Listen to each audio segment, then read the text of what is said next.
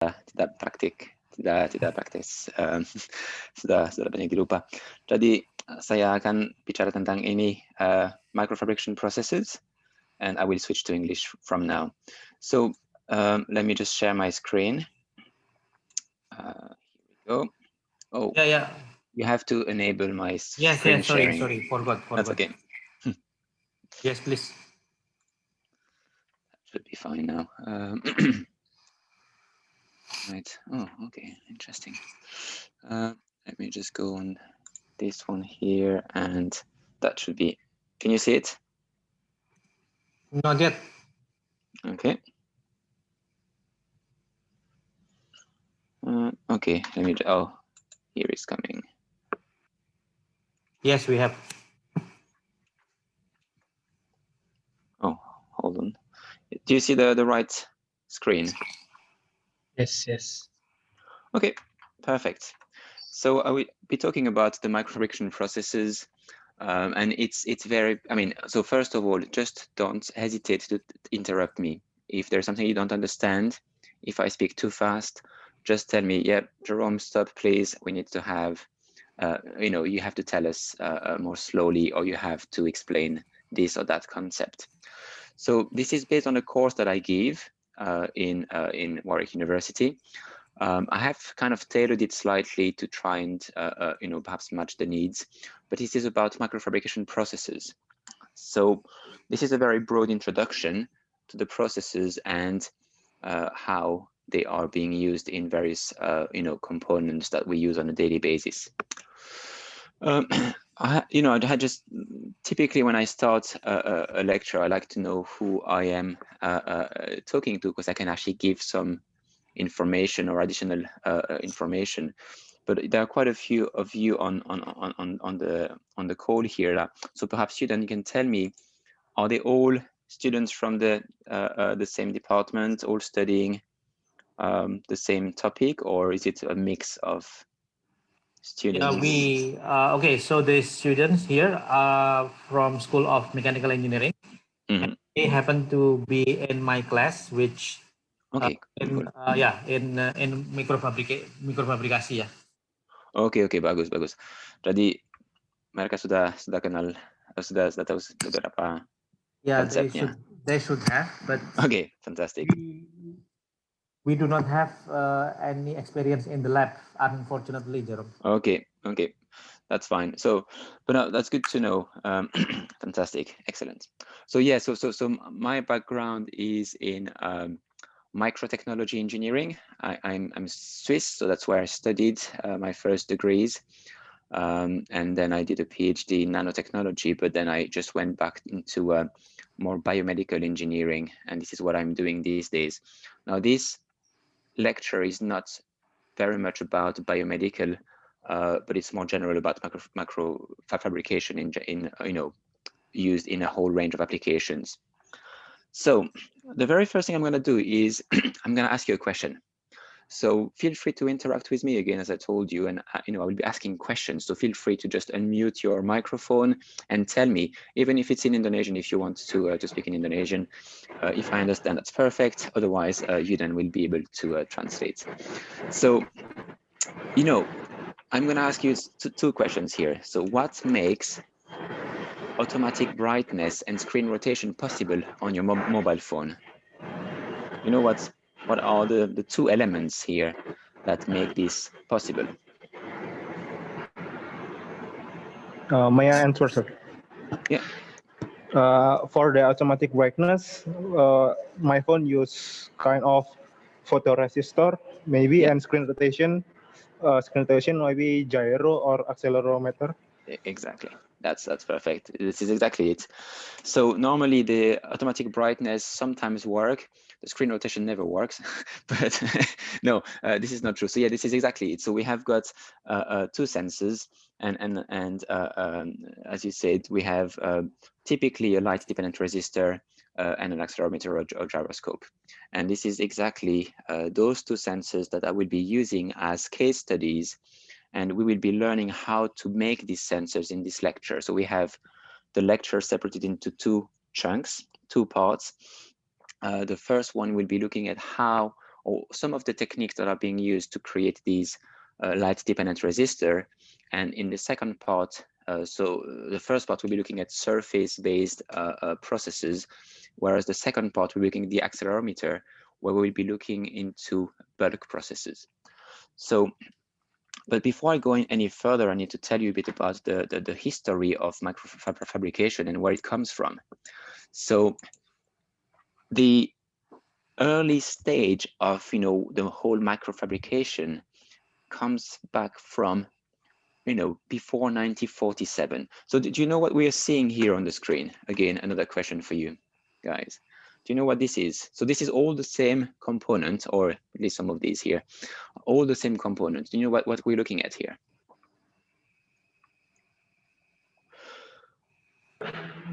For the left side, I think it's vacuum tube. Yep. And exactly. Transistor in the right side. Yeah, exactly. So this is actually all in fact, this is indeed the vacuum tube here, but that was also being used as a transistor back in the days. And then you have the first solid state transistor here, which was actually built in 1947. So you see the transition from this tube here to this doesn't look like a very strong or a very good transition, because in fact this guy is larger than that guy, a lot bulkier. But what that has, you know, the difference that heat has made, because here you're using solid state, so using the silicon and its properties and some doping to create a transistor, and this has completely transformed the way we are using devices these days. All the chips, the ICs and all that are actually based on these microfabrication technologies that have started from the invention of the solid state transistors in 1947. And that has led to a whole lot of very complex, highly integrated circuits on the chips. So that's in your computers, in your mobile phones, in cars, in everything these days. So this is where the whole microfabrication has started from. I will not talk about the semiconductor industry, because this is what it is about today, but the tools we are using for microfabrication come from this. They come from this drive and from the amount of knowledge and in fact research that has taken place to create these very small chips. So if we look at what we call MEMS devices, so it's micro electromechanical systems, these are the equivalent to these semiconductors, but for the mechanical devices. So they are very, very small, miniaturized devices that can perform function, either sensing or actuating typically. And well, this is not just, you know, science fiction. It's been around for quite a few years. You see here the market is growing. There is a whole range of applications. We have seen two in the mobile phones, of course, but there's also plenty in automotive industry.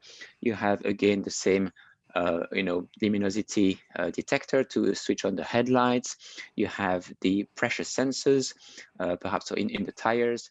You have also accelerometers for the airbag, you know, for the shock detection that ignites the airbags.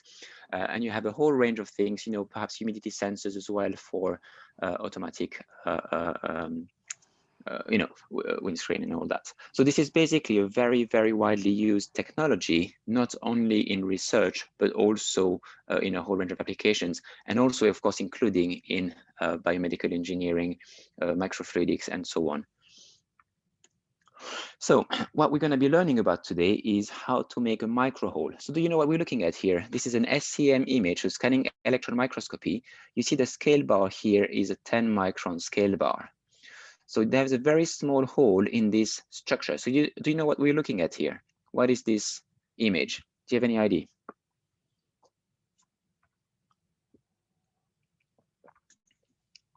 No? Okay, so this is a human hair. So that the hair on your head are typically between 80 micron in diameter and 120 microns. So how would you make a hole in one of your hair? So that's a very big question. So do you have any ideas what tools we can use to make such tiny holes? You know, perhaps, you know, down to five microns or even less. Does anyone have any idea of what tools we could use? Maybe we can use laser. Yeah, absolutely. And that would be what you would be using in this case. So you could have a very, very nicely focused laser, perhaps, you know, a femtosecond laser in the UV that would work quite well to make a nice little hole in this here. Of course, we couldn't use a nano drill or micro drill, and there are various reasons for that. I mean, first of all, is, you know, because we are there would be too much friction. You cannot just, you know, make these parts smaller, and we will see why that wouldn't work in this lecture. Laser is great for prototyping, not so good for mass production. So we'll see alternative techniques and ways to create these nano, or not, I would say some of them can do nano, but mostly micro structures in this course. So this is it. This is what we're going to be learning about today, fabrication methods. And the take-home message from the whole lecture is a few things. We'll be talking about scaling laws as well. This tells us what changes when you work at the micron scale compared to the macro scale that we know very well. We will be learning a new toolbox. So the toolbox will be the tools that we use to create these microstructures. I will be giving some examples about some science, and I hope that overall it's going to give you some new opportunities for your future careers and research or whatever you're going to be doing. So this is basically what we are hoping to set out today in this lecture. So I'm going to start on directly with the fabrication of the LDR, the light dependent resistor. So the structure of the resistor is basically the following. You see, you have got a meander structure. You have got a very thin layer here, which runs along this side. And you see you have two ports. So that can be just schematized by just a very thin, long resistance. And the resistance is rho L over A. So L being the distance and A being the cross section here. And rho is the resistivity. So if you have got some specific materials that respond to light, then the resistivity can change when you have photons hitting that same surface. So the length and the surface in this case will not change. The resistivity will change as a function of the illumination. And this is basically what you're trying to get here. Now, of course, if you want to have a high resistance, for example, you need to have either very long structure channel or a very thin, you know, cross section, or very thin surface, or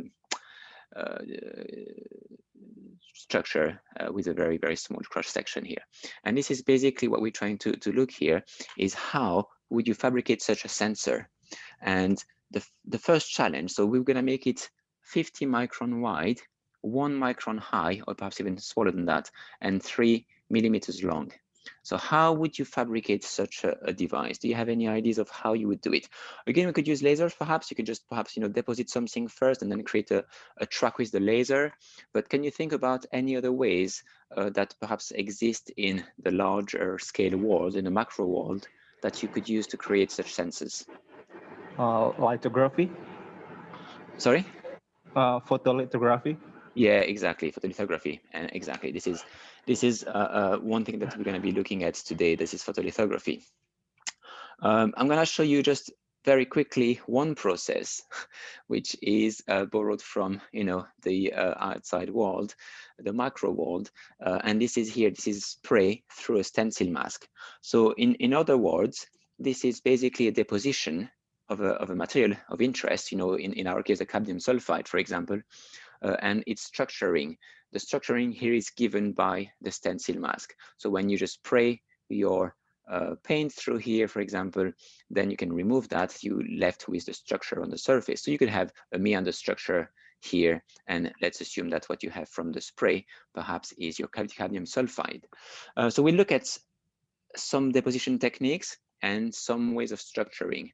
And stencil mask or liftoff using photolithography is going to be one of them. So the first thing that we have to look at is the deposition of thin films. And, you know, because we talked about having a 1 micron thick layer. So you don't want to create something which is very large for various reasons. One of them being to keep a resistance which is fairly large, otherwise you don't have any effect. Or you can have other issues in interfacing with other components. But also here, you want to try to minimize the weight and the bulkiness of your devices. So here are various deposition techniques. We've seen spray coating basically in the previous slide, but there's a whole range of deposition techniques. And of course, I will not be able to go into all of them in this very short introduction to the microfabrication. So I will concentrate on these ones, which are called the physical vapor deposition techniques. But before we get into that, I need to tell you a bit more about one phenomenon, which I will share with you as a video. I hope you can hear the sound. If not, So I'm not going to say anything, just to look at that, and I'll join in again after the meeting, after the presentation.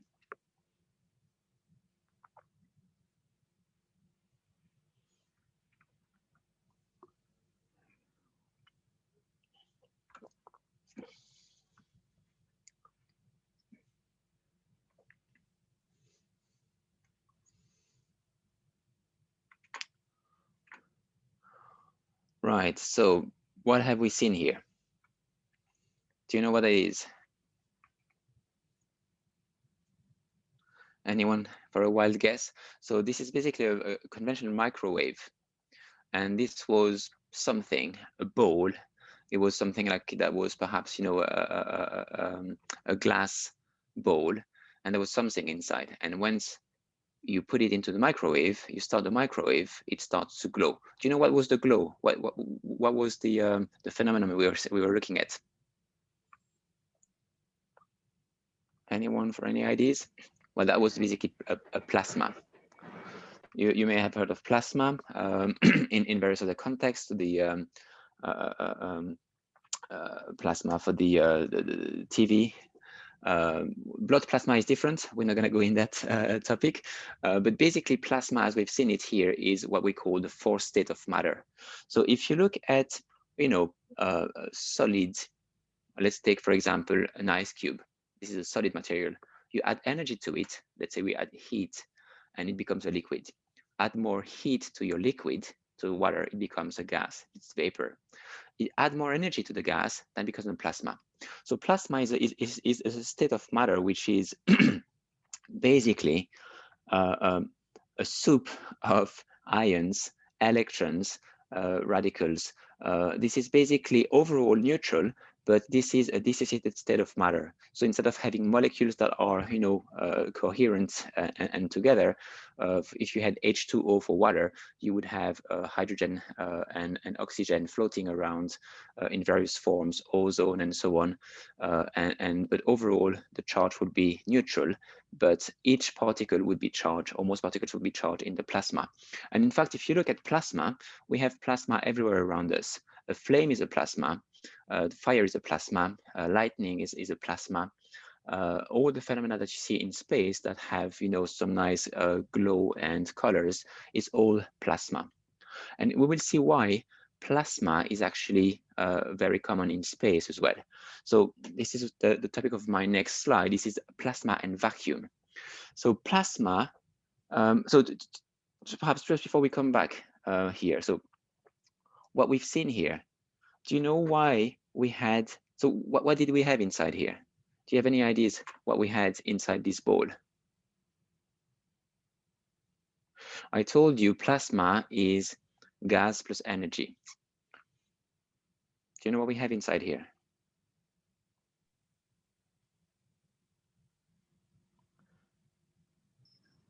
Special gas, perhaps? So no, we didn't have any. Yeah. Is it hydrogen or something? Well, there is a bit of hydrogen as well. Yeah, absolutely. But what we have mostly in here is vacuum. It's so you take any sort of bowl and or a balloon or whatever, desiccator, and you just remove some of the particles in it, you actually make a vacuum and you put it into your microwave and you have the same phenomenon happening. Why is that? Very simply because if you look at this is a representation of how, you know, molecules would be in a plus, or, you know, in a medium vacuum, let's say. So it's a medium vacuum. This is where the energy is given. You know, we talked about energy being in the form of, you know, heat. It could be also electrical charges, you know, voltage difference, or it could be, you know, perhaps even a mechanical force, for example. So let's assume we have got an acceleration from that particle, the black one here. And if it goes and accelerates quite hard, it will hit first the first ball here.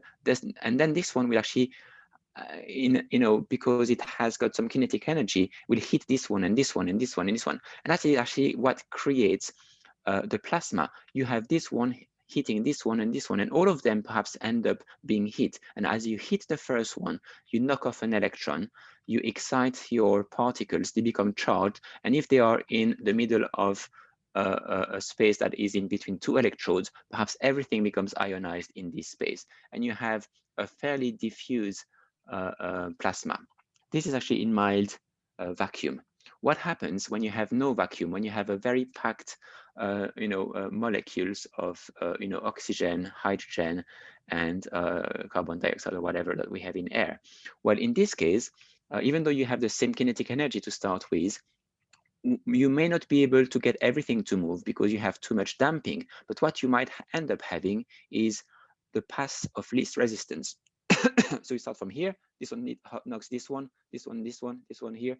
So then you have a spark-like structure, sorry. And this is exactly what you see in you know, the lightning. This is what we have. We have a very high amount of energy that is able to ionize things, but because you have so much collisions, it has to follow the path of least resistance. So plasma can happen in atmospheric condition, but needs a lot higher energy to actually get the plasma going. Now, if you go with a very low vacuum, this guy might go around, but may never hit this ball. So you may never have a plasma or a visible plasma because you have too few collisions. So as you see here, we have got an optimal condition for the plasma to start. And this is also given by Paschen's law, which tells us that you have the energy to ionize your plasma will be lower at a certain pressure. So you have optimal pressure for argon, for example, you know, a few tens of volts will be sufficient to start a plasma at the right pressure, 10 to minus 2 millibar typically. So this is why when you have a plasma, you work in under vacuum, and that makes it a lot easier. That's why we have in space, you know, all these plasma phenomena. If you see these deep space images of, you know, constellations and so on, you have these very nice colors. This is all due to plasma. Now, also the neon tubes are also, or they used to be, I mean, they are actually plasma as well. So this is why the tubes are actually under vacuum. So you don't need to have too much energy to ignite the plasma. Same with the ball we have seen here. This ball was just simply nothing other than air pumped out of this ball. And if you put that into your microwave, the energy from the microwave is sufficient to start a plasma. So any form of energy and the right condition, the right gas, then gives you a plasma. So this is basically what we have. So why plasma? Why did I tell you about plasma? Because plasma is being used in what we call magnetron sputtering. This is one of those physical vapor deposition technique. And so if you have a target material here, so let's say you want to deposit gold onto the substrate.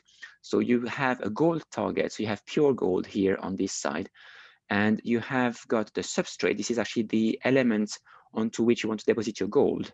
Or that could be actually cadmium sulfide or whatever, potentially. But if you have your substrate down here, you want to coat these with a very thin layer of gold. What you can do, you can actually just start a plasma between the two guys. So the plasma can be created by just having, you know, high voltage across these two. That could be two electrodes here. And ideally, perhaps you want them to be, you know, an AC signal, but let's not get into that details for now. So once you create the plasma, as I told you, the plasma are charged particles. And if you have the right polarity here, then you can actually just accelerate your ions against this target. What it does is when it hits the target, that actually removes some of the components from the target and redeposits them onto the substrate here. It's like when you throw a stone against a wall, part of the wall may come back to you because of the kinetic energy. So again, you just hit very hard against that target that knocks off some of the atoms from that target that come back onto the substrate for coating. So you can actually just coat very thin layers of gold onto a substrate. So as long as your systems, both the target and the substrate, can go under vacuum, 10 to minus 5, then 10 to minus 2 millibars, then you can actually have what we call sputtering, magnetron sputtering, PVD. The way it works is quite interesting because if you have a target which is an alloy, perhaps not only gold, but you can have other types of targets. You can have, for example, zinc oxide. So zinc oxide is a piezoelectric material. What will be deposited here is zinc oxide, because you are taking layer by layer and reconstructing somehow your target onto the coating. In the context of zinc oxide, it's actually quite an interesting one because it's a piezoelectric material. That means that if you apply an electric charge across it, it will move, or if you move it, it will actually generate a charge. So this is actually very widely used for sensing and actuation. But what you normally for piezoelectric materials, you need to pull them. You need just to apply an electric field, and you need to cool them at a certain temperature to have the piezoelectric effect. In magnetron sputtering, because of the way it grows, it is already piezoelectric when you take it out from your magnetron sputtering device or equipment. So you can actually deposit alloys. I'm going to show you one example of how it works. This is actually a homemade device, a homemade magnetron sputterer. We used to make loads of these when I was working in Switzerland. So this is how the plasma looks like. So this is actually a pulsed plasma here. And you see there is a ring. This is because we have a magnet at the back, hence the name magnetron sputtering, that just basically concentrates all the ions onto the target, because otherwise you have a plasma created between the electrode here and here, but of course they will be moving towards here, but you want to try to concentrate them only on the center of the target so they don't erode anything else around here, and you have the maximum efficiency. And then once you do that, this material that was on here gets redeposited on top of this slide here. So here he's depositing what we call indium tin oxide. This is an electrode which is transparent, and this is also widely used on your mobile phones. This is what enables the touchscreen, or at least in some cases. Hold on. Yeah, and here is a picture as well of a plasma. So in this case, because you have vacuum, and here you have a very diffuse plasma, you don't have this spark that you would see in high vacuum, or sorry, in low vacuum conditions or atmospheric conditions. So this was the first technique, the magnetron sputtering, which is in the family of the physical vapor deposition. Just to come back to it, perhaps the name itself means, physical vapor deposition means that it's a physical process. And you've seen here, we have got a targeting. We are heating the surface with ions. That's a physical process to etch away this material and redeposit it back onto the substrate. That's why it's called physical vapor deposition. On the other hand, you have chemical vapor deposition, which is about a chemical reaction, but I'm not going to go into that detail. The other big thing which you have in the PVD family is evaporation. So in this case, it's a very simple concept. You have a power supply. Again, you have something which is under vacuum. I'll tell you why we're under vacuum here. There's no plasma in this case, but you're under vacuum, and you just heat these filaments. So by Joule effect, you can actually just heat up a crucible which holds your material of choice. And once it is heating up, it's evaporating onto the substrate. And this is happening at fairly low pressures. The reason why we do that is because you don't want to have any contamination into your substrate or oxidation happening when you do that. Because if you have metals, which is typically what we use it for, then you can have oxidation, which you don't want. So this is actually a vacuum system, very high vacuum. And also if you have no collisions, this becomes a very directional process. You can just, you know, it goes from here to here. If you had collisions, it would start to go around and would not deposit very, very precisely. And we'll see why it is important to have a very directional deposition in structuring. So does that make sense so far?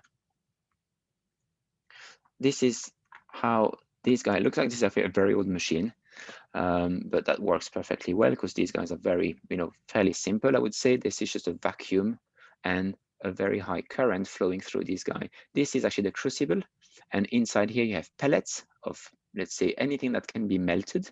So you have gold, you have got you know, other metals, but you can also have silicon dioxide or whatever, any sort of oxides you may want to use here. Back in the days, you used to have these heating elements, but you also have some that work with ion beam to heat up the interface here. So this is how you can actually deposit some of the thin structures or thin layers on top of the substrates using what we call the physical vapor deposition techniques. So we've seen that. The next step for us to try to work and make these light-dependent resistor, we need to structure the films. So someone mentioned photolithography at the start when I asked what techniques we could use to make micro and nano structures. And yes, photolithography is the most widely used technique in microstructuring. It is also used in the semiconductor industry.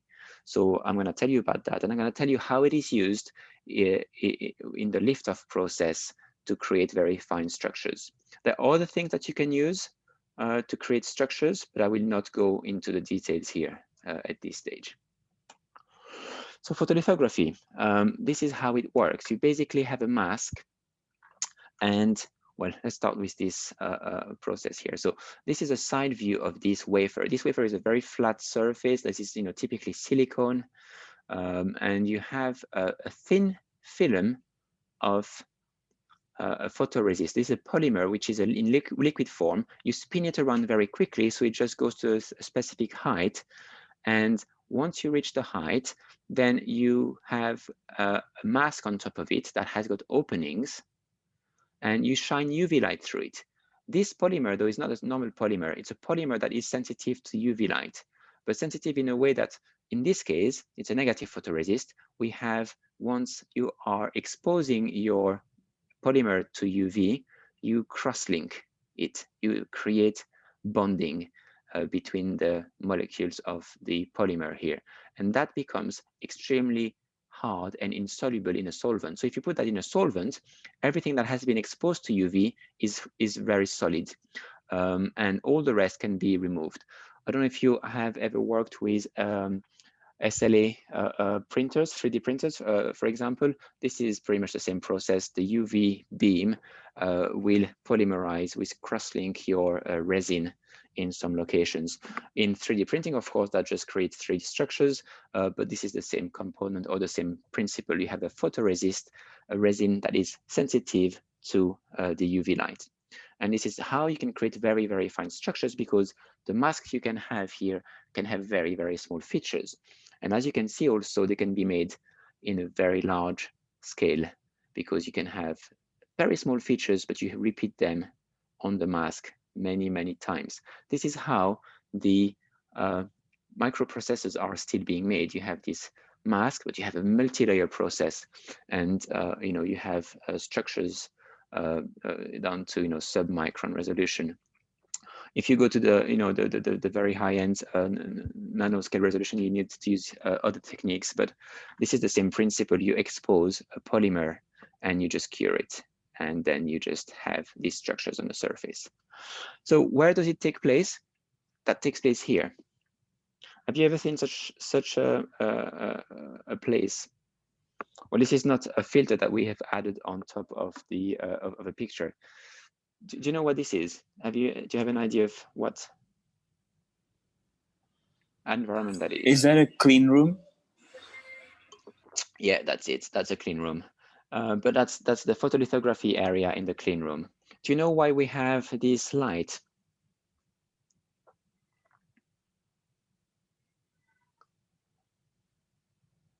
To prevent contamination, UV contamination. Well, okay, yeah. So two things, yeah. So this light doesn't contain any UV. So if you by mistake take your resin out, if there is light that touches it, it will polymerize everything. So you have to make sure that there is no UV light except when you are under these machines, which will shine the light through the mask. So that's the first thing. And then because it's we're talking about micron-sized devices, and we've seen that a hair is about 100 micron in diameter. Of course, that could ruin your devices. If you work in a clean room, it's a very, very, very clean environment. You have no air, dust particles nearly. It's a very, very clean environment. Now, of course, you need to go and gown up, and you have to go into your, it's a very well controlled environment, but it's a bit of a pain to get in there because you have all these steps to go. You have to put some shoes, then you have to put something on your hair, one pair of gloves, this again on top, the gown, more gloves, more overshoes, and glasses. So I've worked in Intel for about a year in Ireland, and I was working in Fab 14 and 10, going to work in Fab 24 back in the days, and it would take me half an hour to gown to go into the clean room. But of course, that was a very, very, very strict clean room. It was like working on the Pentium processors, and that was a very, very strict environment. Once a year, we had some fire drills. So these massive clean rooms, and then you had to evacuate the clean room directly from the clean room out into the air. So you would open the door of the clean room into the air, and it would take 2 days for the whole fab to be decontaminated again, so you could start the process again and start the production again. So this is, of course, very high-end stuff, but we don't need all the time to have that level of control. In fact, with Uden, this is a photolithography system that we have set up in UI, in Uden's lab. This is basically a UV LED with the right lens, and then you basically need just to have a controller and the power supply, and you can still create very high resolution structures.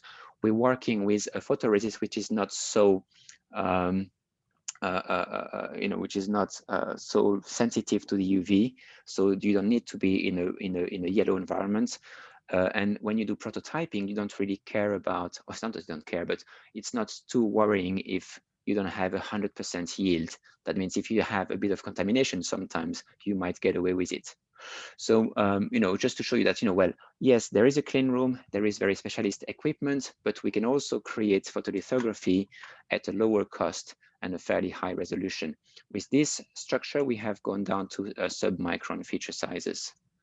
So, and it takes 5 seconds, well, no, perhaps 100 seconds to eliminate, depending on the thickness of your device. But that's basically, what you can do. So we've seen photolithography, and photolithography gives us something that we can have patterns on the surface. But how do we create the patterns that we are looking for? So this is where we combine the two. We combine the patterns from the photolithography plus the deposition. And if you see here, if I first put the pattern of my photoresist, so this is just simply a polymer, and then I deposit the thin film using one of the PVD techniques, then this is what's going to happen. And then if I find a chemical that can dissolve the photoresist, photoresist is still a polymer, so you can have a very aggressive, perhaps, solvent that will dissolve that. Then you're left with the negative of your structure here. So this is called the lift-off the process. And as you see here, it gives a very, very fine structures of any material that you can deposit. So here you have got, this is the masking technique. This is exactly what we had in the first slide, where people were spraying through a stencil mask. So you can actually create these on the surface and then remove the masking process, and that removes the things which is on top here. And perhaps this is where it also comes back to what I told you about the directionality. PVD techniques are normally compatible with liftoff because they are very directional. If you have CVD techniques, which are chemical vapor deposition, some of them can actually also work under vacuum. Some of them also need plasma. But most of these guys, the CVD techniques, tend to make a conformal coating. So that means that they will be blocking the access to the polymer. They will be just kind of going around here. So you can't use the liftoff technique because you cannot reach the polymer to dissolve it. So the liftoff is only working with these PVD techniques most of the time. And this is basically the very steps that we use to create, that we could use to create these LDR resistor. In fact, there are other techniques that we use to do that. In fact, screen printing with a stencil mask is probably the best approach for this specific device here. But I wanted just to give you an example of how we can create, you know, a very high precision LDR using PVD through, it's not a stencil mask directly, it's mostly through a lift-off process. So, well, I hope you've you know, that gives you a good understanding of how these techniques work. I'm gonna give you another example because, you know, I've shown that to you now in the context of the tablets or mobile phones. I'll give you another example of how we have used that in the past for biomedical devices. So here I have an example of a flow sensor. So here the image shows gas, but that would work with any fluid, in fact. If you have, let's say, a tube, and you have got a heating element in one place and two temperature sensors on the other side, what you do, if there is no flow, the heat will be distributed equally across the two sides. And the temperature between here and here will be the same because you have exactly the same, you have no gradient in temperature. You have the same temperature here and here because they are equally distant from this side, and there's no changes in the conductivity in the environment. Now, if you start to flow the fluid, then of course this part will be cooler than that part because the heat is not reaching this part, but is more around this side. So by measuring the temperature difference between these two guys, you can tell the flow of your fluid. And we have used that in the context of hydrocephalus. I don't know if you know about that condition. This is very visible in infants or babies. It's when the head swells quite large. This is an issue when you cannot evacuate the cerebrospinal fluid from your brain, the head cavity into your body. So what you normally do, you put a shunt, you put a tube basically from here to evacuate this surplus of fluids directly into your peritoneum. But what happens is when you are laying down, you know, you have everything at the same level, so the pressure is zero along your body. But when you stand up, then you have a massive pressure drop because you are just standing up. You have a 1 meter difference between the head and your peritoneum here, for example. Of course, all the fluid that was stored in the brain will just go down very quickly. And of course, this massive pressure difference can make you very dizzy because that part empties very quickly and goes all in your body. So the pressure on your brain is actually just kind of changing very quickly. So what people have been doing, they've been developing some valves to regulate the flow of this one here. So you had some kind of very smart valves, but I was working when I was in Switzerland in a research institute. We worked a lot with Johnson & Johnson, and we've developed a flow sensor that was implanted along this tube to measure the flow rate and actually change the opening of the valve. So you could regulate if you are going beyond a certain flow speed, you could regulate how much you would open the valve so you would minimize this pressure drop when people were standing or sitting from going from sitting to standing or laying to standing. And yeah, this was the challenges here were also about, you know, making it all very, you know, biocompatible and no issues in terms of the, you know, the whole toxicity and all of that. So, but the technique was exactly the same as what we've said before. That was all based on photolithography and all based on lift-off process and PVD deposition. So yeah, that's basically ending the first part of the lecture. What I propose to do now, because it's been already quite a few minutes, that we take a break, if you're all happy with that. I propose a 5 to 10 minutes break. What is best for you guys? No problem, Jerome. Actually, there is some Q&A. Okay. What do you think? Do you want it to have your 5 minutes? That will be okay for us as well. No, I can continue. I think it's mostly for the students. Having too much information in one go may be difficult. But if you're happy for me to continue onto the second part, it will be shorter than the first one. But I wanted to give a short break if they wanted to. Well, my propose is, can we go to the Q&A? So in that case, then we will have 2 directions. Okay. Yeah. Sure. Absolutely. Sounds good. I believe the other students could also add some their previous question, so we can shift to more discussions. Yeah. And we also have here my colleagues. There is Dr. Wahyu Nirbito and also Dr. Professor Danardono, yeah, Prof. Okay. Maybe Fantastic. with them, yeah, I believe. Yeah, absolutely, yeah. Okay. Anyway, I will read the first questions. Ada yang jualan lewat. Yeah. So the question is about the plasma. Is this plasma is equal to that corona discharge 1? Yeah, so corona discharge is also a type of plasma. Yeah, absolutely. So plasma comes in many forms. And the corona discharge is one type of plasma. So what happens is that if you have got a very high charge buildup on the surface, then it can discharge as a corona. And the corona is basically, if you look closely, these very small sparks. So this is when you have got too much charge building up on the surface, and then you have a plasma being generated at this location. So you have got typically a dielectric, and the charge is building up at the dielectric, but as soon as you have enough charge on one point, then it will ignite the plasma at that location. And if you look at a corona discharge from the top on a flat surface, you can see it's like a very small storm with plenty of small lightning that go around your discharge. And yes, we have created some plasma, corona plasma previously.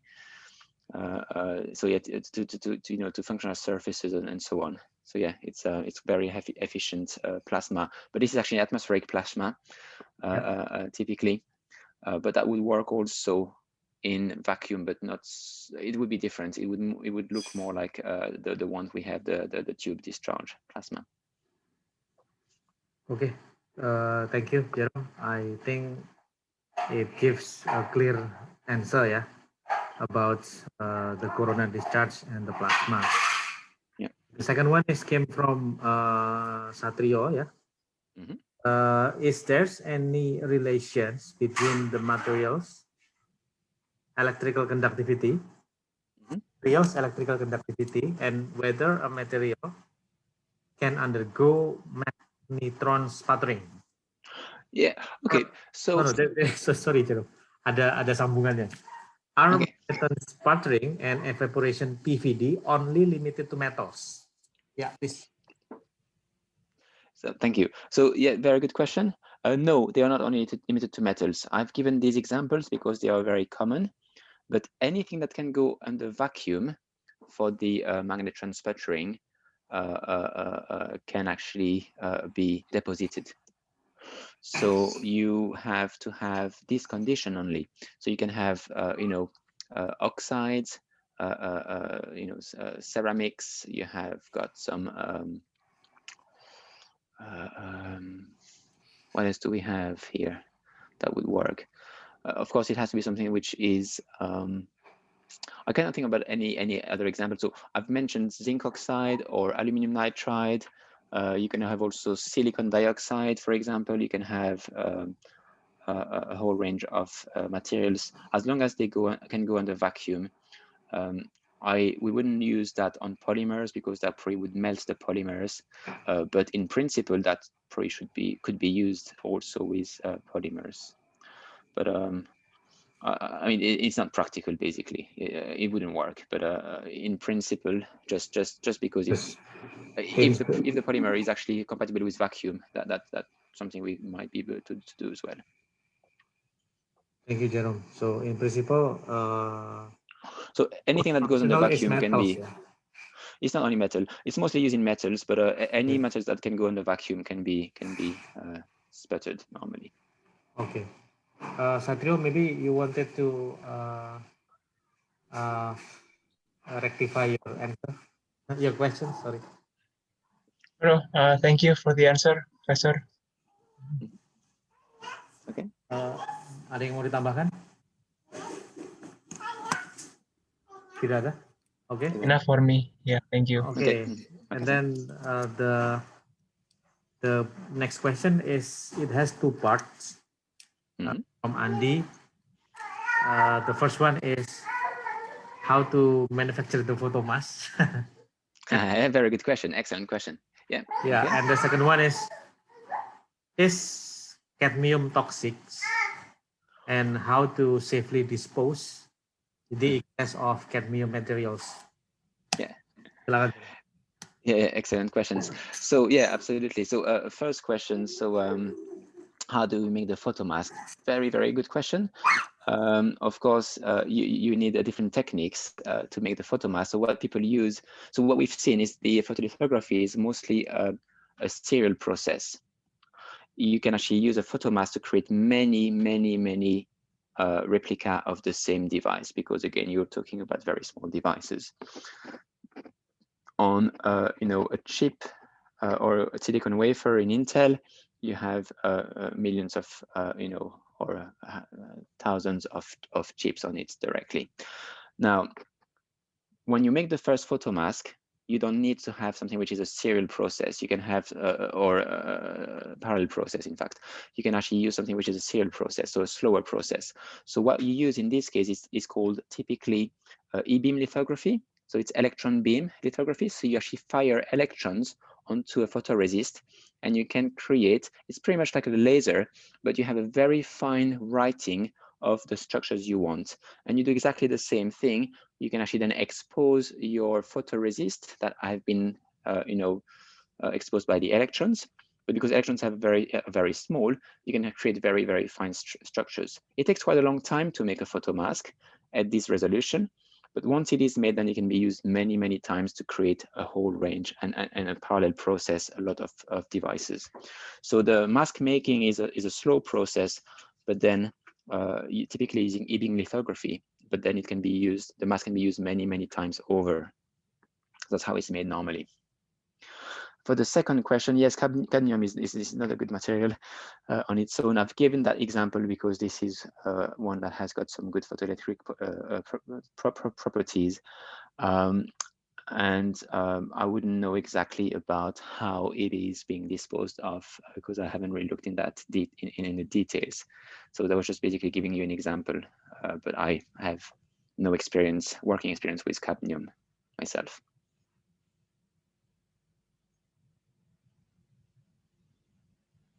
Did I answer the questions? I think you muted, Eden. Pak tidak bisa dengar. Oh yeah. Sorry. Okay. There is another question from Yunus. So he was asking on if there are two different materials in the target layer, and then you want to combine in the coating layer. Can we use plasma bonding, or is there any special method that can be used? Did you get the Okay. Is it about making multi-layer materials, or is it, because I'm not entirely sure I understood correctly. I think there are two questions in the same question, so I either have to entangle it or. Pak Yunus, maybe you can explore more on the case of your questions. Kasusnya apa nih, Pak? Good afternoon, Mr. Jerome. Yeah. Ini Pak Yudan, sebetulnya mau menanyakan mengenai kasus yang heater itu, Pak. Oh, yang heater and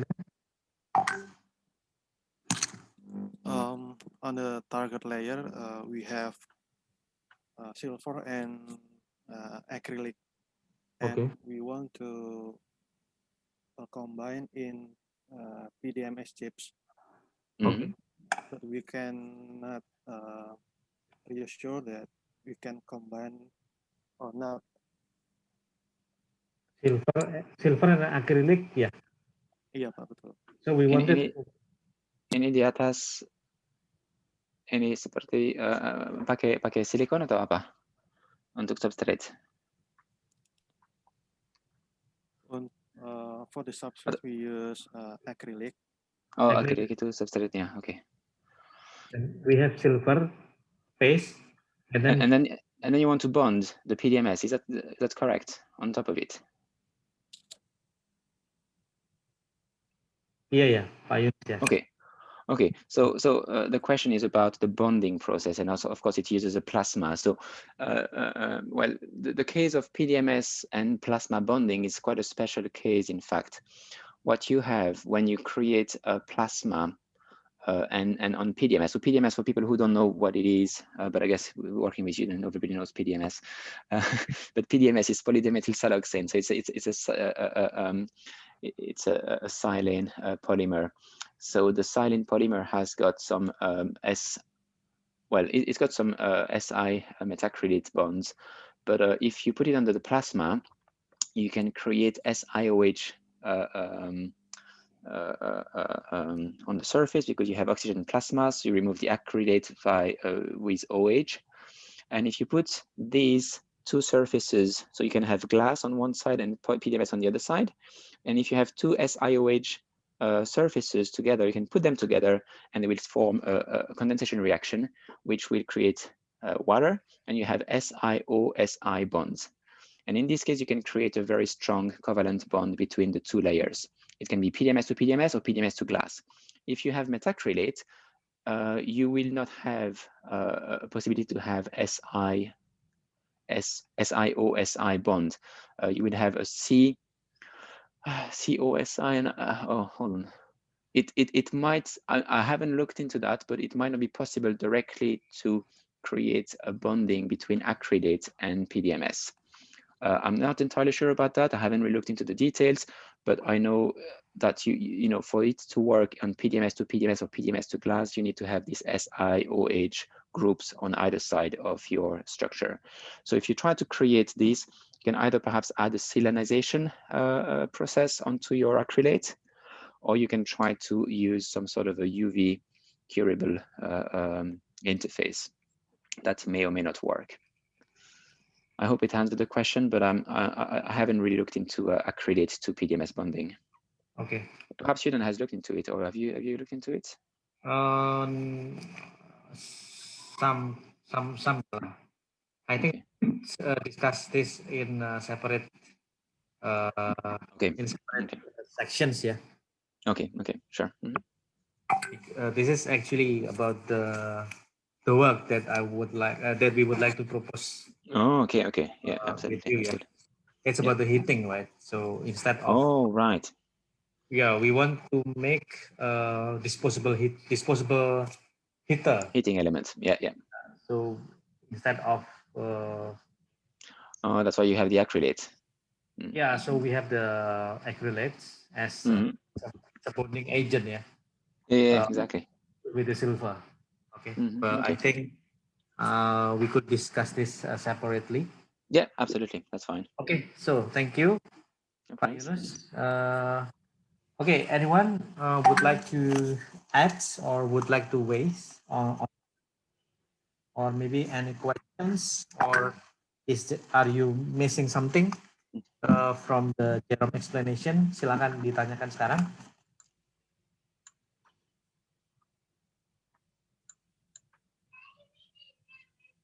No? Okay, so I guess I can continue to the next presentation. Is that okay with you then? Or Please. Okay, we can continue. Do you see the new slides? Yeah. Okay, cool, perfect. So this is part 2 of the process, and again, this time I think it should be a shorter presentation, about 20 to 25 minutes, I suppose. Anyway, so let's get started with this one here. Right, so I just wanted to kind of, reinforce the take-home message. We haven't seen the scaling laws yet. I've mentioned very briefly what this is about, but we'll see that in that part of the lecture. In terms of the toolbox, we have already seen a few things we have added to our toolbox. We've added the photolithography, the lift-off, and the PVD techniques, and at least the most common ones. So, and we've seen new science, plasma, and hopefully you will have seen a few opportunities from that first part of the lecture. So I'm going to tell you about the sensor. So the accelerometer is what we are using typically to measure acceleration. That can measure shock, in the cars to actually ignite the airbags. But of course, it is also used in the mobile phones to change the orientation of your phone, because the gravity is an acceleration. And of course, if you have multi-axis accelerometers, which is normally the case, when you rotate your phone, it will sense where it is pulling. So this is exactly how it works. And I'm going to show you a very short video here. Do you hear the sound when I play the videos? Did you hear the sound before with the plasma? No, you don't. No. Okay, is there a way I can try to include the sound? Share somewhere? computer sound. Oh yeah, probably just let me just see where that is. Share screen setting. Share computer sound. Yeah. Take it. Screen. Oh, hold on. I need to go back to the. Yeah, down on the corner. Yeah. Screen. Oh, hold on. Cancel sharing screen and more. Yeah, I got it now. It should be working this time. The previous time it wasn't very important to have the sound, and this one is more important. So let me know if you don't hear it. I will start it now. It's gonna take a bit of time to. Hello. Here we go.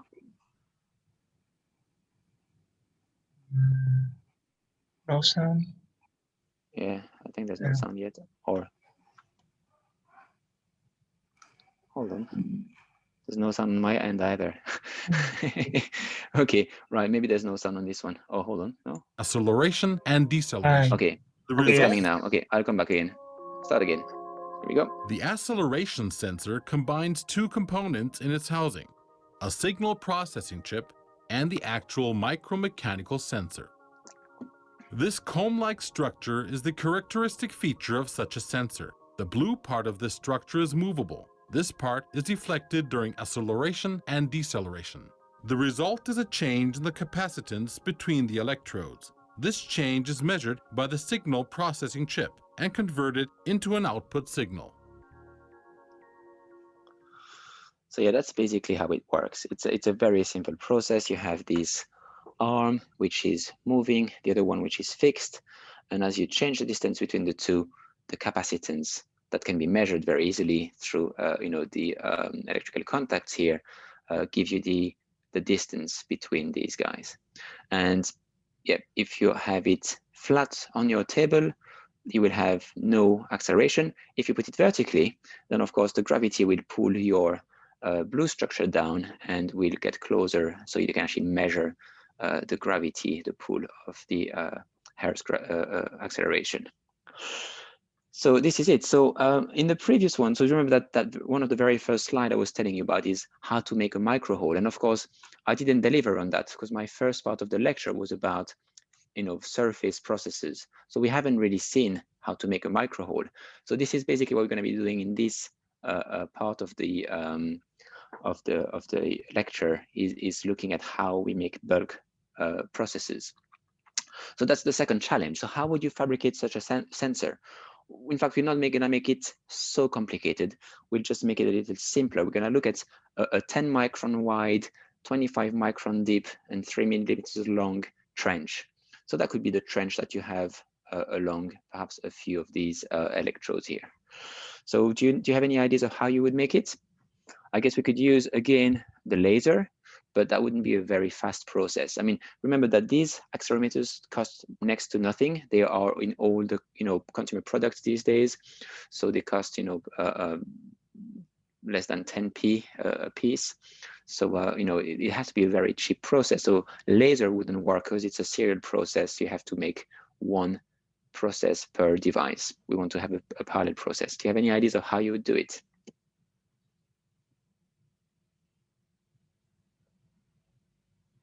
If you have no idea, that's fine. So we could use perhaps, you know, photolithography to create some structures, but then of course you wouldn't have something which is conductive.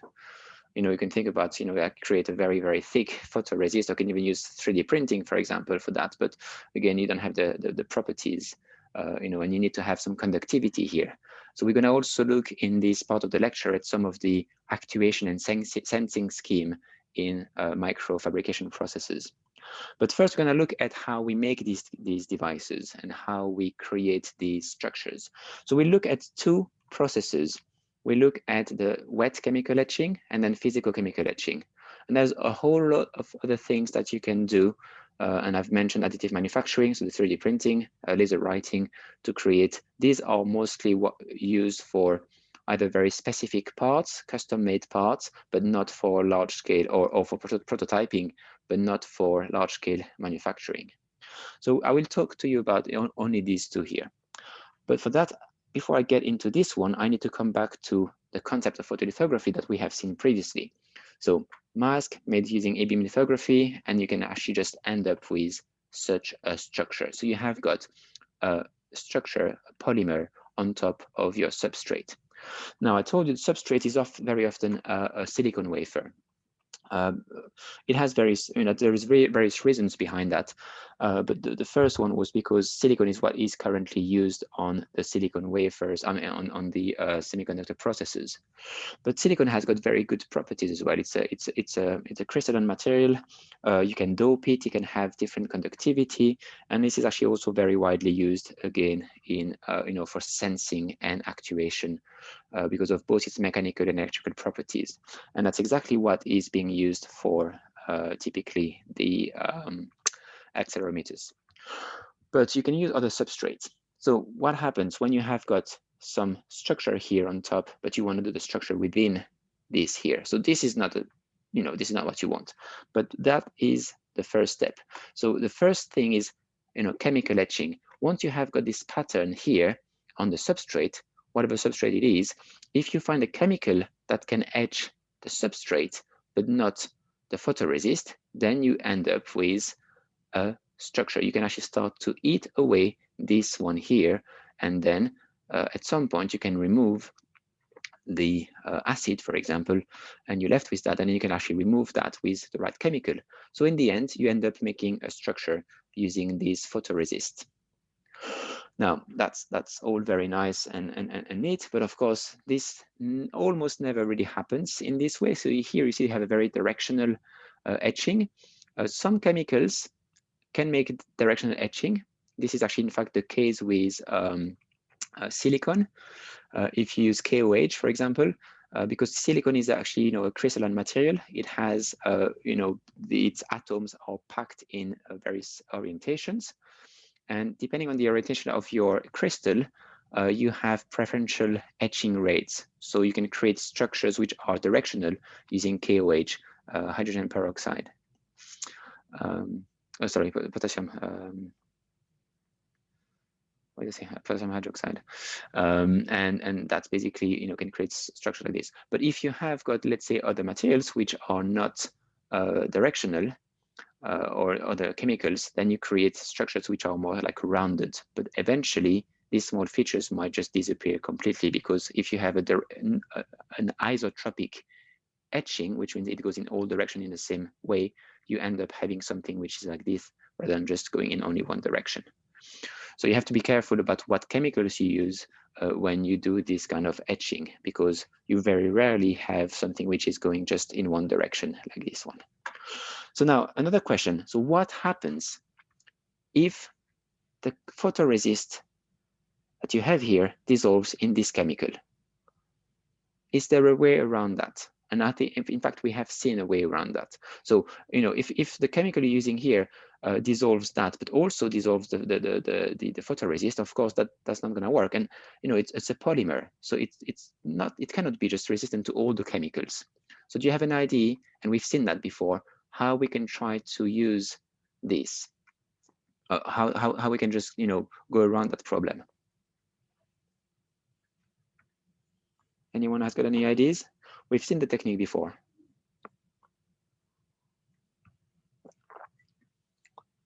Well, let's assume you want to etch a substrate here, and the chemical that you use are dissolving your photoresist.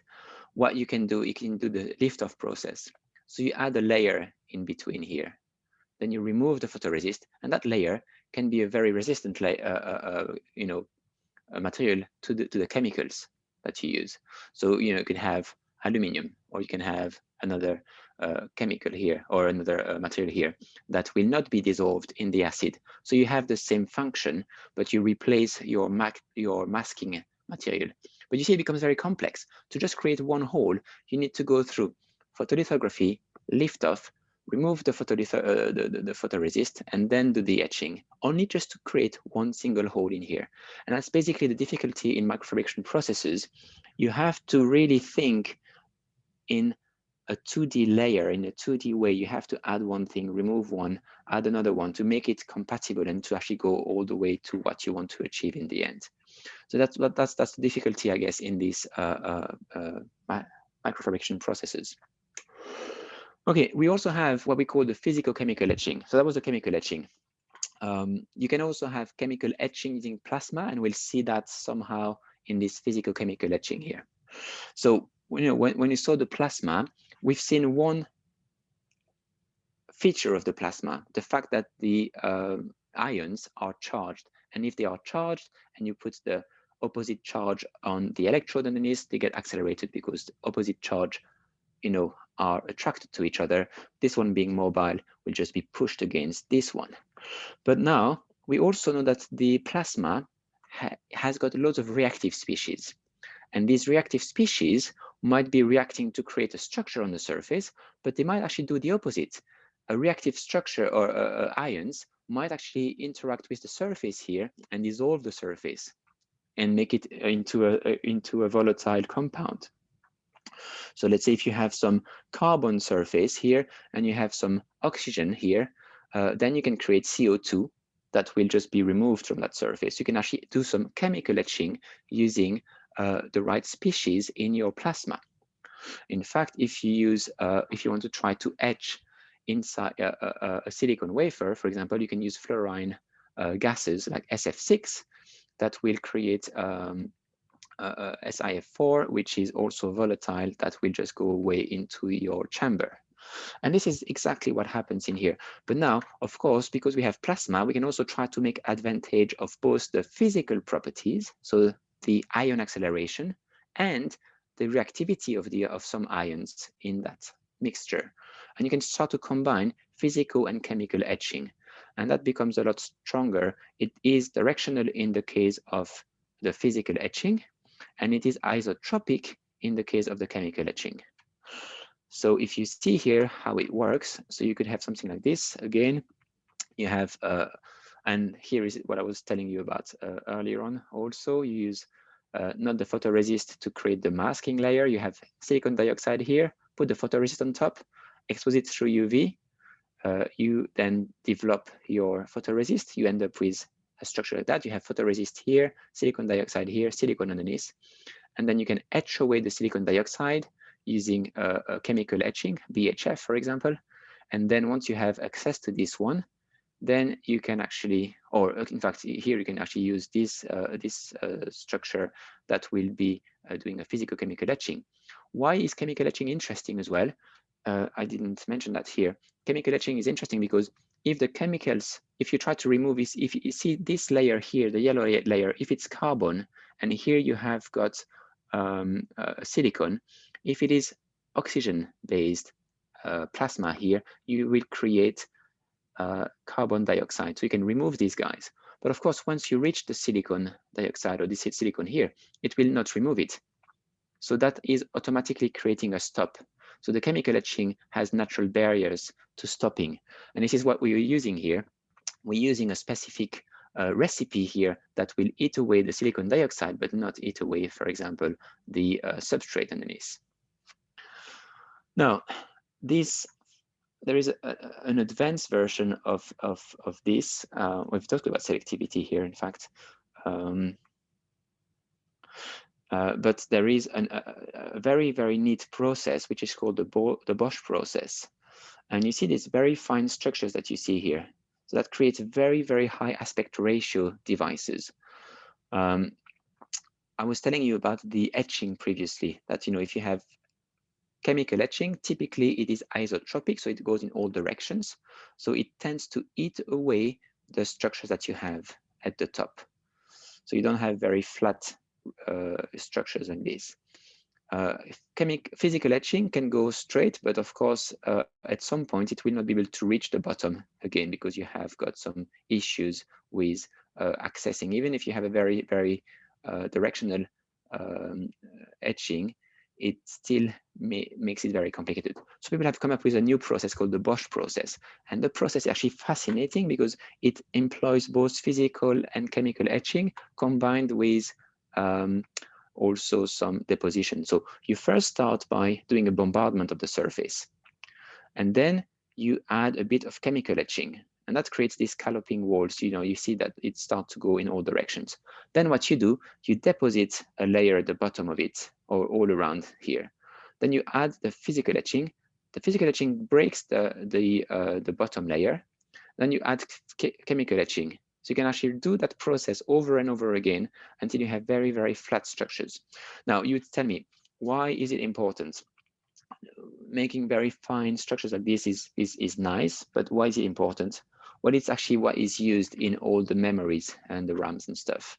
So that's basically what makes your computers and so perform the way they do right now. This is actually for memory, not only, but it's actually a very widely used process as well. But you see, it's a layer by layer etching that combines both, you know, physical chemical etching, but also combines some protective layers, temporary protective layers. Another thing that we're going to see now, very briefly, is the scaling law. So this is actually, you know, some gears in micron devices. So this is actually very nice, but it normally doesn't work. And I will tell you why in a few slides. But first, I'm going to just show you a very quick video here again. So you will see, you probably have seen that before. And of course, we know what this is about because you have that written here. But looking at the surface tension, if that starts. Here we go, starting now.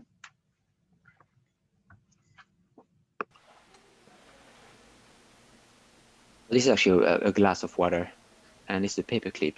We know paper clips are, you know, typically stainless steel, or and so they shouldn't float because, of course, they are heavier, denser than water, so they should just sink into it. But if you put them in this way, they will stay on the surface of the water. Now, this is due to surface tension, but there's still something which is quite interesting here, because, you know, if you had exactly the same, you know, this is actually quite heavy, but if you didn't have this very large surface in contact with the water, that would sink. And you will see that naturally it will sink if you just put it in the wrong way. I think this one is going to go straight down. No, not this one. I think they have another one soon. Oh yeah, and if you add surfactant to the water, it will sink directly straight through. So this is basically what we have, and this is where it's a good time to talk about the scaling laws. And if you look at that, so what we've seen previously, we know that it has to do with the surface, but same here. Why of those two animals will fly? Do you know which one? I guess we all know. So of course the dragonfly will fly, whereas the elephants cannot really fly. How would you make an elephant fly? Well, you need to add a lot of surface for it to have enough lift to stay on this in the air. And we've seen that they're very big plane, much heavier than elephants. So it's not only the weight which is important, it's the ratio of the weight to the surface. And if you look at that, it's, you know, a lot of it comes down to surface versus volume forces. So if we have got a cube here, let's say, and it has got the length, a side length of 10 L. L is being an arbitrary unit. Here is this small size cube that has got a side of L. If you make it 10 times smaller, then what happens is that you have a 1,000-time reduction in volume and in weight, of course, because that's the same. But you only have a 100-time reduction in surface. So what does that mean? It means that when you go to the micron scale, the surface forces tend to dominate over the volume forces. And if you look at various forces and how they behave, if you have heat, if you reduce 10 times the size, it will reduce the time to heat a solid by 100 times, because the surface is slow, it is not going down as quickly as its volume. And this is the same for all sorts of things here. If you have this characteristic length scale, you see that what happens at the micron scale is different than what we know at the macro scale. And if you look at this one, why it is not working is because you have got the friction that scales with L square. So that means at the micron scale, the friction will be much larger than at the macro scale. And that prevents the use of such actuation or sensing techniques in the micron scale. I will show you another quick example in microfluidics. So here we have two examples. Again, well, I'm going to stop the volumes first because it's too different. Guys, okay. Anyway, so here you see on the left-hand side, you see there is coffee being poured into, or milk being poured into a coffee. And as you see here, the way the flow evolves is quite chaotic. It's actually a turbulent flow. Whereas on the right-hand side, it's actually a fluidic device. And you have got 3 inlets, one with red dye, one with blue dye, and one with water at the center, just here. Come on, is it playing? Right, okay. So you see here, this is actually modulating here. And so what we are seeing here is two very different, ways of, it's 2 different flows. Come on, the previous one. And one is a turbulent flow and one is a laminar flow. So what happened? This is again due to the surface forces and the scaling laws. In fact, the transition between turbulent to laminar flow can be defined by the Reynolds number. If the Reynolds number is very small, then you have laminar flow. The Reynolds number is actually the ratio of the inertial forces, which scale with the cube of the length, to the viscous forces, which scale to the square of the length. So as you see here, once you go to the very small scale, this is the length here, then you have a very low Reynolds number, because this one divided by this one just gives you an L here on the top. So what we have here is that you can do that, and it's actually a great property of microfluidics, because you can control things in laminar flow, whereas you can't really control something which is a turbulent flow. Other examples, so because we cannot use gears and stuff for actuation and sensing, we have to find other ways to either move objects or sense object in the micron scale. And that's again related to what you're doing with the accelerometers. So you have first the piezoelectric force. I've mentioned that very briefly. So piezoelectric material is a material that if you apply an electric field across, or if you build up charges across it, it can move. It's just due to the arrangement of the crystalline structure of the material, but equally, if you press on it, it will create charges. So you can use that for both actuation and sensing. It is not used currently in accelerometers, but it could in principle be used in that context. You have also electrostatic forces or capacitive sensing. So we know that if you have opposite charges and you have a gap in between, you have an electrostatic force here, which is given by this formula, and this force depends on the surface of your electrodes. The gap between them depends on the square of the gap, and the voltage you apply across it to the square as well. So what you see here is that if you apply a very large voltage, you can just kind of get these plates to move together, closer together. But equally, we can also use capacitive sensing, and this is exactly what is being used in accelerometers. You use capacitive sensing, so you measure the capacitance between these two plates to sense the position of your accelerometers. Other things are optical, and this can also be used for actuation, because the thermal expansion can also be used to actually get that cantilever into motion, for example. And the last one is the piezoresistive. It's just sensing only. This one is when you have your piezoelectric material, piezoresistive material, typically some resistors whose resistivity changes as you bend them or as you stretch them. So this is actually why we have to find other ways of moving and actuating things in the micron scale, just because of this friction, and we can use gears and conventional methods. And of course, the gears may not be very easily miniaturized sometimes. Anyway, just again to come back to the accelerometers, and again to remind you that we are looking at measuring a gap between these arms here, this one being fixed, this guy being moved by just the acceleration. So this is where we use the capacitive sensing. I'm just going to show you one short video about the how some of the movements can be done in microfluidic device in MEMS devices, and this is actually a nice video of a fairly complex device. And you see here you have comms like structures, and this is actually using both. You see, this is actually extrastatic forces. So you apply a voltage difference between the two, and that moves this guy. And here again, you have these, comb-like structures that can actually move things radially. So you can have longitudinal movements, you can have radial movements, you can even have some elements that just latch into place. You see here, it's going to go move, and this one's going to come back down. And it is all made in silicon devices. And here you're using both the property that you can apply electric fields or some voltage across these guys, but also that you have the elasticity of the and the robustness of the silicon that can bend and get things moving around. And that's basically to show you how you can create these very small structures. So this is basically kind of coming to the end of the lecture and recapitulating what we have seen in terms of the toolbox and the knowledge. So what we've seen today is mostly the PVD deposition techniques, photolithography, lift-off, physicochemical etching, including chemical etching on its own.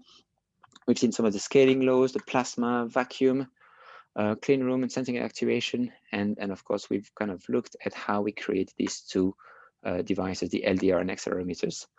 What we have also seen in the process is that you have to think differently when you start to create micro devices. It's not a mechanics workshop where you use a drill or where you use a lathe or something. You have to think in cycles. It's everything is in 2.5D. You have to add a structure, remove something, add another one, remove another one, and you have got these cycle of patterning, etching, and deposition, and they can sometimes go in different orders. But basically, this is how you build very complex devices, by just adding a few of these steps every time until you get to the final device. So this is fairly complicated process. It takes some time. And the hardest thing is that you have to start to think differently when you do the work. And of course, because the physics at the micron scale is not always the same as the one at the macro scale, you have to think differently when you try to do actuation or sensing. And yeah, this is some of the techniques we use for characterization, just to mention them, but nothing much to take from that. So some of them are, we're gonna give you information about the sizes. Others will give you information about the species you're looking at, or the changes, or the materials that you're working with. And this is it. I don't know if you have any questions. I have finished the presentation now. Yes, Jerome. And I'm open for any questions. Yes, okay. So the audience is asking me in private because they asked me in bahasa ya, and I try to translate, and I hope it's reflect on what he meant. Yeah. Okay. The first one is about this one, the etching, the etching. Yep. So the question is about the etching is why the sides is not get etched. You got the ideas? Maybe. Yeah. Yeah. So okay, two things. So I come think back it's to the lateral part. Yeah, it doesn't. yeah, exactly. Yeah. So very good question. So there are two things here. So if it is in a bath, yeah, most of the time you will have a lateral edge as well, and that is true in most cases. But as I mentioned, if you have got what is called silicone, for example, because it has some crystalline structure, you know, it has got some very densely packed planes. So I don't know if you know the crystals, they have a very specific orientation. So if you have got, you know, the silicon layers that are, or the silicon atoms that are connected in a certain way, they might have a very dense, densely packed structure in one orientation. So the etching will happen in an isotropic way. So they will go along that one faster than in that direction, which creates potentially this directionality. Now, of course, in most cases, you will have isotropic etching. This can also be obtained using physical etching. But yeah, you also have that on chemical etching, but that depends on the property of your material here and on the ability of the material to etch selectively. Does that answer the question? Perhaps I should have shown an example here of a silicone KOH etch. I think yes, I got the answer of yours, Jerome. Of course, yeah. Maybe we do not have a very strong basic in material, yeah. But if you remember, well, I'm talking with my students, Jerome. Kalister ya. Jadi kalau misalkan Anda masih ingat kalister, itu di bab 2 tentang kristal. It's about the crystal structure. Yeah. Normally we just put them as isotropic and anisotropic. Yeah. And these crystals for the substrates we can arrange, Jerome. Yeah. So we can arrange the crystals. Now, okay. Yeah, I think you got it. Please. Yeah. So basically, it's difficult to see perhaps on this one here. So that's the typical structures you would get from a silicone if you use KOH. I'm going to take this one here for perhaps. Well, this is actually basically what you would have, you know, in an isotropic etching. This is typically what you have. But if you have got a crystal structure, so if you have this plane 111, this is how the silicon atoms are very densely packed. So in that direction, the chemicals cannot go. but in that direction, they can go faster, if you know what I mean. So here they go, it's like if you have ridges and they can actually attack along this side, but they cannot go through this one. So by having this, then you can just, selectively, even in a liquid, etch your devices. So you open it here, and because you open it here, you know that they can go in that direction, but once they reach a plane like that, then it becomes very hard for them to go. So this is why it stops here. If you continue for longer, it will go all the way to the bottom, and then it would still etch in that direction, but very, very slowly. So the etching is always working, but basically it is preferential along some axis. And this axis depends on how your atoms are arranged within your structure, within your silicon. I hope it does make sense. Perhaps I should add this layer, this thing into my lecture. Yeah, I think my recommendation for the student is please go back to the Callister. Yes, yeah, we have the material engineering book, and Yeah, okay. author is Callister. I think you are using as well ya. Jadi tolong, jadi nanti dilihat tentang struktur kristal, ya itu bisa diatur sih sebenarnya, ya bisa di engineering lah. Yeah, and this is the Bosch process as well. I was mentioning earlier on, where you have just this combination of polymer or deposition and etching to create this very, very high structure. Yeah, yeah. And okay, so the follow question is there any non-toxic material for etching? Yeah, it's a very good question. Yeah, well, again, the etching depends very much on what materials you want to etch. If you're talking about silicone, everything is fairly toxic because silicone is a very resistant material. If you're working with some polymers, some of them will be okay. Some can dissolve in acetone, for example, but pretty much everything dissolves. But so you could use some of a different. Basically, and bottom line, it very much depends on what you want to dissolve. Some chemicals can be, some materials can also be dissolved in water, for example. But again, it depends. This is typically not very strong materials. So, if you think about it this way, if you want to etch something which is very hard, it's quite likely it's going to be very resistant to a lot of chemicals. So you're going to have to use very, very nasty chemicals.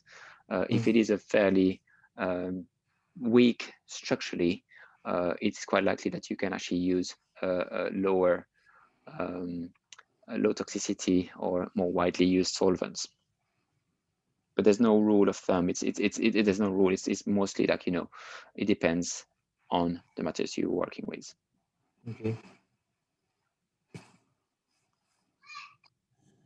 Okay, thank you. And there is another. This one is about the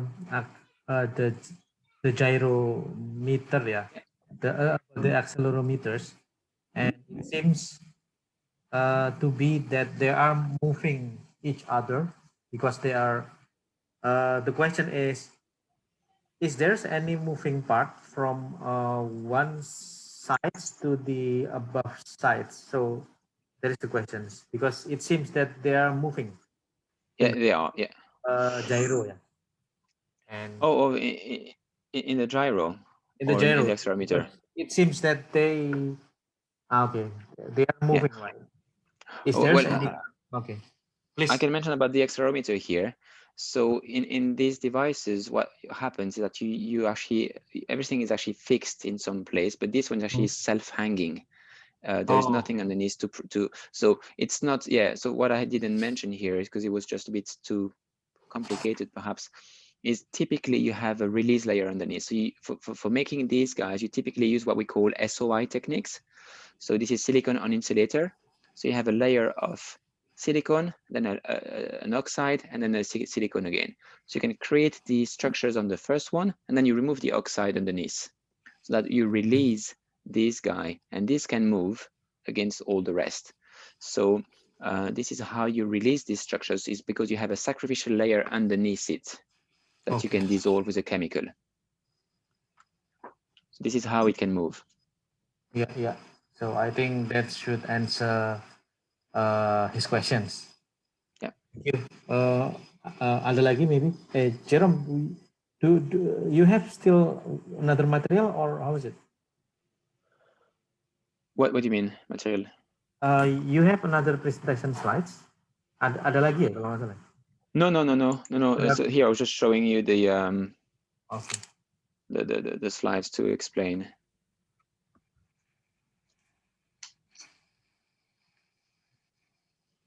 Okay, so Are there any more questions, or is that? That's it. That will be the questions. Okay, cool. So I hope you have, well, enjoyed or at least learned things. And if you have any more questions, well, I guess you can always ask me. Yes. Perhaps even via Uden. Okay, so definitely you already end the session, yeah, Jerome, yeah. Yeah, exactly. Anyone would like to give comments on the previous lectures? Yes, please. Yeah, it'd be very helpful if you have any. Silakan kalau ada sesuatu yang mau entah itu ditanyakan atau mau dikomentkan atau anything. Yeah, and also perhaps something which would be interesting is in case, if it was it too hard, was it too easy, was it interesting? Because if I do it again, I can just try to tailor it, because I've never really been teaching in OE before, so I just need to kind of pitch to the right level as well. Sure. Any feedback you may have is very helpful. Sure. Silakan, ada yang mau dikomentarkan atau banyak nggak ngertinya? Ya.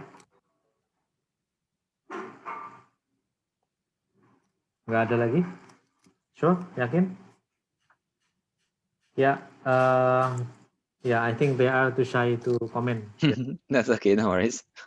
Yeah, but I hope you enjoyed and that you have learned things along the way. Thank you, Jerome. I think you have delivered quite material, yeah, that you are giving us today. As informations, in the first part of them, they are more focal. They are more focused on the machining, milling, the micro milling, and then anything with the milling machines, so the miniaturization with the millings. Yep. So what you give today is complement for this class, because we are more to the laser process and then the plasma process, and I think that should be it, right? Yeah. And, okay, so I formally will close this today's sessions.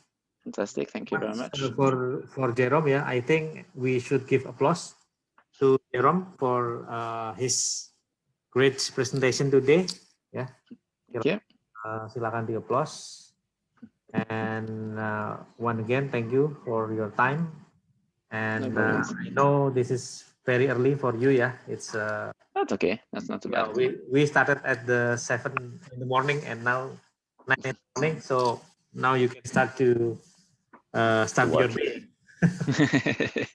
So exactly. Thank you, Jerome. That will be it. Yeah, from the management of UI. Thank you very much for this today class. You're welcome. Have a nice day, of course. And you too. Hoping that we could have another sessions, Yeah, absolutely. Let me know. Good. And let's keep in touch, Eden, as well, for any questions you may have or any projects. Thank you very much. Excellent. All right. Thank you, everyone. Thank you. Yeah. Thank you. See you. All right. Thank you.